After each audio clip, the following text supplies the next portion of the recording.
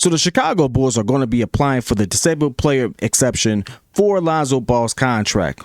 What does this mean? What can we do with it? Let's talk about that and more right after this.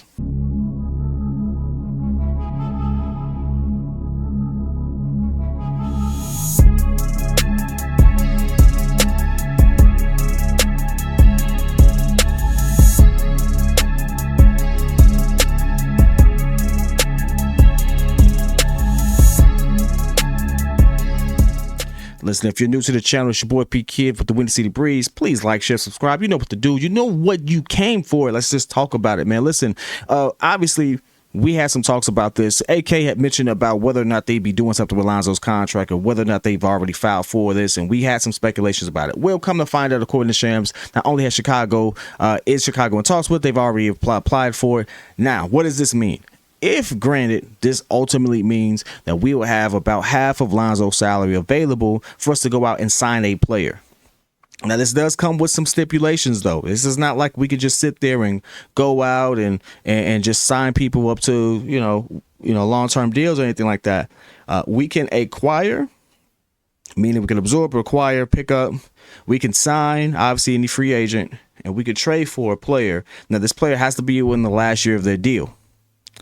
If you sign them for outright free agent, that person has to be only signed to a 1-year deal.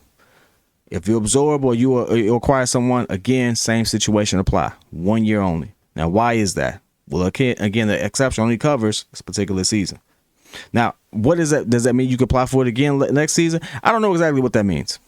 I'm not even going to go that far. I'm not going to give you all the economics and break it down like I know what I'm talking about exactly, because guess what? Some of this stuff I'm still green in, and at the same time, I'm just keeping a buck with you. Like, some of this stuff is changing, especially with the new CBA. Some of the stuff that I was well versed and accustomed to is changing, and I don't want to sit there and make it and give you some fake news. So that's what it is as of today. That's what we can do. Those are the moves that can be made, and currently that will put us again still below the luxury tax. Now, what can AK do with this? Again, as we just mentioned, that means he can go out there and get some pieces. That actually means he can wheel the deal a little more, because now he has about 9-10 million that he can actually finesse with. Now, what will he do? That's a different story. But he can go out there, get some players, get some and have a little more freedom in how he approaches a particular situation.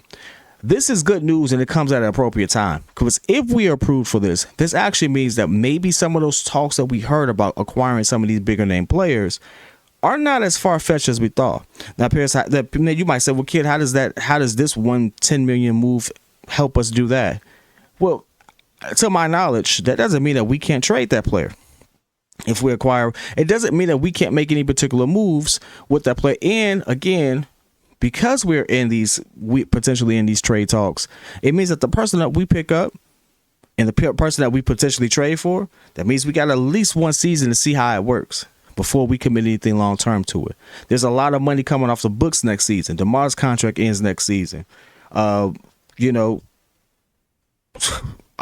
contract ends next season, realistically. At this particular point, Zach, I'm not going to go into Zach's contract really, because I really feel like some of those rumors about him being traded are true. It's not what I want, but I feel like that's going to actually happen.